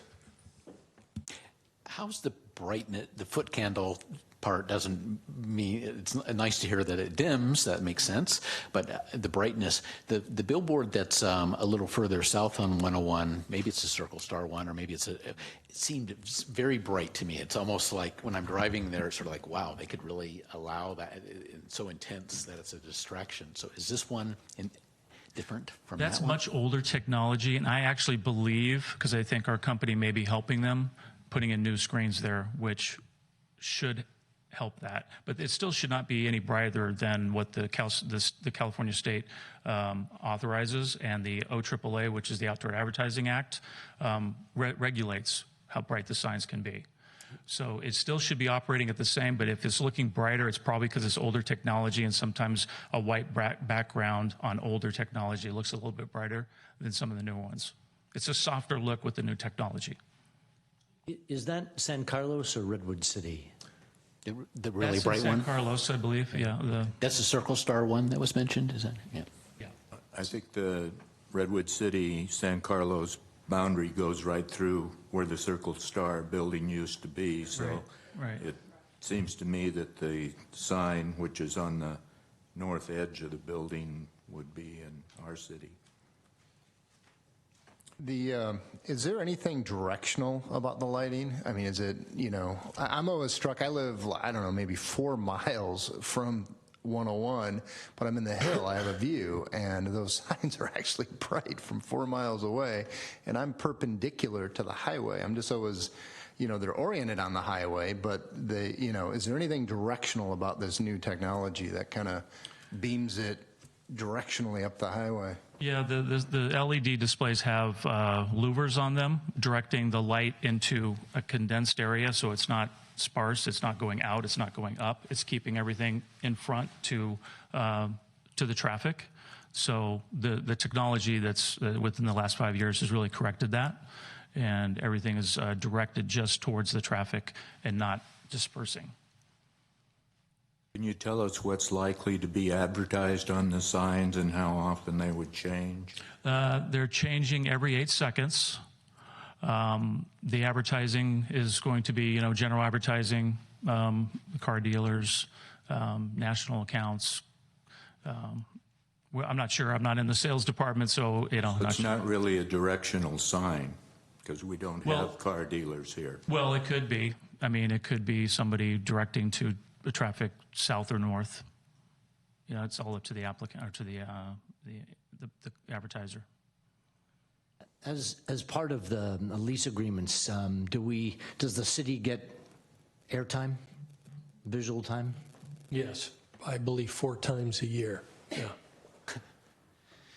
Al, given our City of Good Living labels right on it, is there any content control we have if, some objectionable adult thing gets advertised or, lingerie, I don't know, but anything that would be of concern to have our city name on? Yes, we do have the right to, ask that certain things be removed. There was an example of that on our first billboard where something occurred and the city contacted Clear Channel and they took it off immediately. So we do have that capability. Okay. Political ads are allowed or not? I don't know about political ads, but I think it may have been a political ad that was removed at the time. Just because of the juxtaposition of the city of San Carlos and a political ad, I guess I don't know, there's a slippery slope there. Mm-hmm. Yeah, I don't recall about political ads. I don't think usually on city agreements, we don't allow political ads. Okay. I think that's in there. Yeah. And this sign will be, according to the proposed or application, 55 feet high. Correct. And some, did I read 14 feet by 40 feet, something like The screen size is 14 feet by 48 feet. 48 feet. Yeah. Why so big? That's a standard across the country. Almost all digital signs are standard. There's some that are actually larger, very few smaller. What worries me is, according to the standards of the national organization, you can build these every 1,000 feet. That's less than a quarter of a mile. So if we have 2.2 miles on one side and 1.4 on the other side, someone can build another half dozen of these.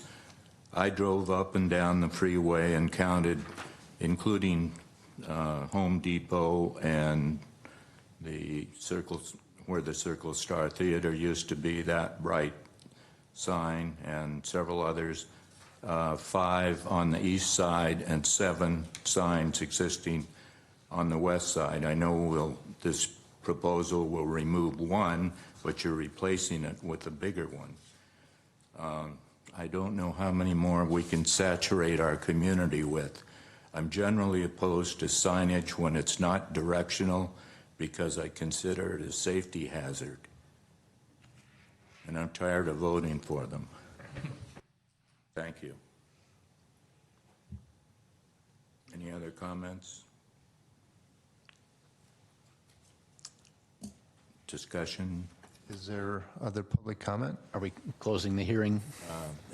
Is there anyone here who wishes to speak for or against the project? Any more discussion? Well, I move to close public hearing. Second. Commissioner Roof? Yes. Commissioner Iacopone? Yes. Commissioner Duggan? Yes. And Chair Bradley? Yes. I have wondering that the city council seems to be in on this, and so is it part of a larger? Yeah, I was going to say that, Al. Could we just get a brief overview of, like, you know, just the history of this, and, you know, if the project's 100%, are we being asked to approve 20% of it here? Or, you know, like, it doesn't feel like we're deciding if a sign should go up or not. It seems like our review here is pretty narrow. Your review is legally required, so it is an important component of the process. If that's the kind of thing you're looking for, are you looking for more of just to clarify, for sort of the history of it, or like why is the city doing this? Or not the why, but just, I mean, so this has been approved by the city council and this lease has been approved, you know, like where is this at through the city council? I don't know the history of it. I guess I was asking because I'd like to know if it's part of a larger understanding of the density and part of our master plan, and it's consistent with that, then that would make me feel more inclined to vote for it. Well, if it's just been brought forward in isolation without that bigger context, then. Well, you gentlemen are new to the Planning Commission. We just approved one last year. Yeah. So if we're going to have one every year, it won't take long to saturate the city. it was part of a strategic plan objective from the city council to consider up to, I believe, up to 3 billboards, digital billboards in our community for economic development purposes. There is recognition that if one of these went in, there is a direction that at least one paper sign be removed. So it's a 1-for-1, so that we're not, increasing the number of these billboards in town. And again, from an economic development perspective, it's very significant for the city in terms of general fund resources. For instance, Home Depot might bring in $200,000 a year in revenue, whereas a billboard takes up a very small area and brings in the same amount. So that's the sort of the background of it. The council has suggested that there is a limit to this, and that we understand as staff that 3 is the limit that they ever wanted to consider. So that's where it is today. But has the city council approved aspects of this? No, they haven't. So what would happen in terms of the process, this is the first step in the process. So you have to get a permit for the sign first from the Planning Commission. Then the lease terms would then go to the city council. They don't have purview over the design of the sign or the height or anything like that, just the lease terms. Thank you. Any more discussion? We're doing this because of the, what was the word, economic development. We're doing it for the money. And I don't see a lot of these signs in Redwood City. So if, for instance, Redwood City were to say, hey, we want in on that kind of income, could we start to be in a position where the signs bring in much less revenue, yet we're stuck with them forever? It's possible that saturation in the marketplace could bring down overall revenues. However, our agreement is guaranteed. So our agreement guarantees the city a certain amount no matter what happens in the marketplace. I see. And what's the contemplated term of the relationship? 20 years. 20 years. Does that mean we don't get new technology for 20 years? They could decide to switch it out as new technology comes online, and they may wish to do that to be competitive in the marketplace. Thank you. All right. Seeing no more, I'll move that the Planning Commission adopt the resolution for approval of the mitigated negative declaration associated with the proposed installation of a new LED billboard at 1119 Industrial Road and the removal of a billboard at 239 Old County Road based on the findings and for the reasons incorporated in the prepared initial study / mitigated negative declaration and the staff report.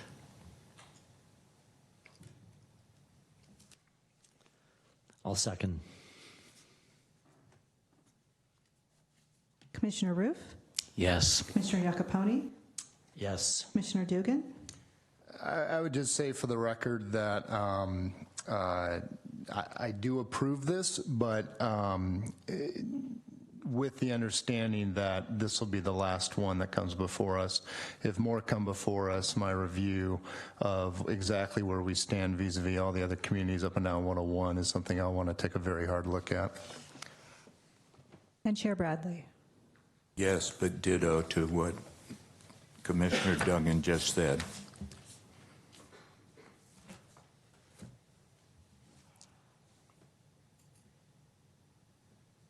So it passes. Second motion? One more motion. I'll read one. I move that the Planning Commission approve the design review associated with the proposed installation of a new LED billboard at 1119 Industrial Road based on the findings and for the reasons incorporated in the staff report and as conditioned in the design review certificate.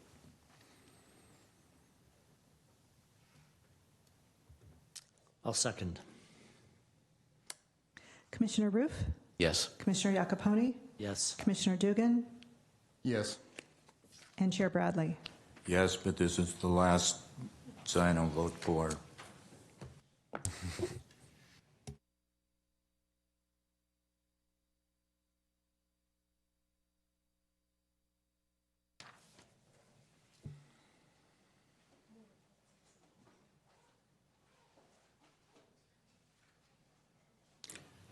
Thank you all for coming.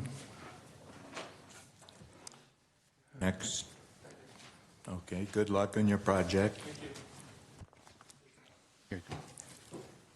Next is announcements, reports. No reports on recent City Council actions this evening.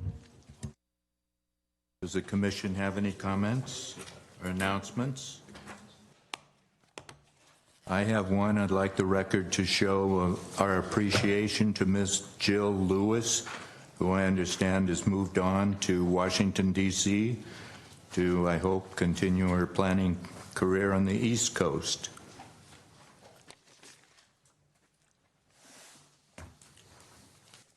I don't know if I need a second. These guys actually don't know her, but please do pass on the information. We will. Aye.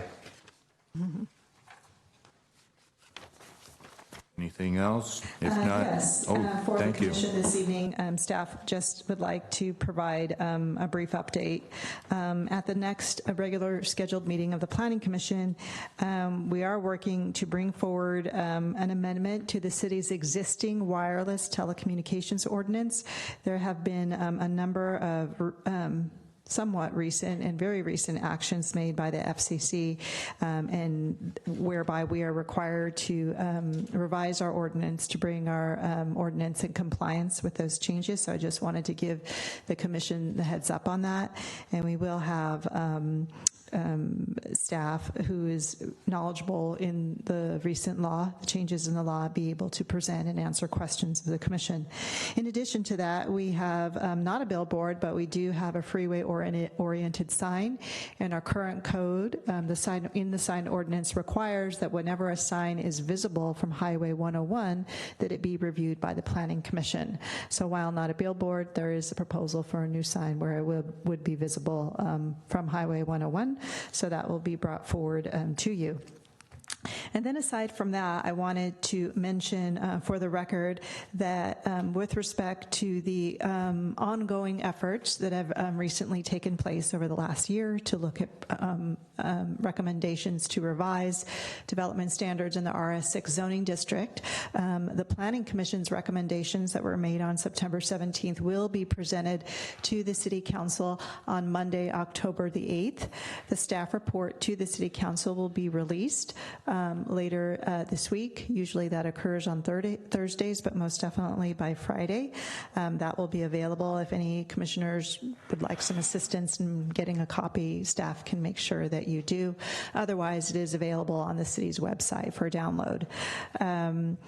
In relationship to that, I do want to mention, and this is a request from the city clerk's office, as some of you may already know, but there has been an invitation sent, an invitation from the city manager and the mayor to all planning commissioners and to all members of the Citizens Advisory Committee, also known as SHAC, Single Family House Advisory Committee, to participate and attend the city council hearing on Monday, October the 8th. So hopefully you all have received an invitation, and she asks that if you haven't yet RSVP'd, please do so, because there are some accommodations that will need to be made to make sure that we have the seating arranged in a way that works. So if you could please email Crystal with your RSVP, whether or not you can attend, that would be appreciated. And that is all I have for this evening. Thank you for reminding us. Sorry, go ahead. I was just going to ask, could we get in our packet a copy of the materials and event that staff planned to present so we could pick them up? And actually, that makes a lot of sense given you were invited. So we'll make sure that you get copies of the packet as well, and we'll place them in your normal pickup spot. Thank you. And so telecommunications ordinance, is there a chance to get material on that sooner rather than later? It seems sort of new, and if you're looking for, let's say a vote on a specific recommendation, feels like it might be a little more complex and maybe a little more time to skim it, think about it, ask questions. I don't know where you are in developing material, but more time is better. Well, we can see what we can do about releasing the staff report early. I mean, we're already working on that. We are prepared. We understand that there's an educational aspect to this because some of the commissioners are new and not everybody reads the wireless ordinance or is so familiar with it as we are, maybe some other sections of the municipal code, such as RS6, for example. So we will take that into consideration and do what we can to sort of assist the commission in reviewing the proposal. Great, thank you.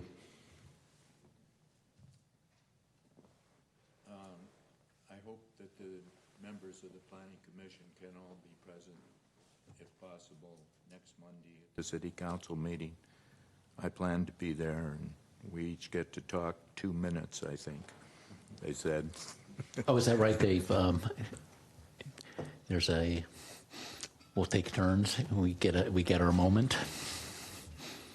So thank you. I really appreciate the staff support. Is that right? I mean, there'll be a short. I think that Or is it you'll informal? be given the opportunity to talk freely. I'm not exactly sure. That may have been for the public. Generally, for the public, everybody's given 2 minutes. But I think they're really looking for reflections on, your consideration of the SHACS material, of your decision-making process with the FAR, listening to the public comments and things like that. So that's what they're looking for, and they'll probably ask questions. And so I'm not sure there would be a limitation on how much time you can talk for. Yeah. Okay, I declare the meeting adjourned.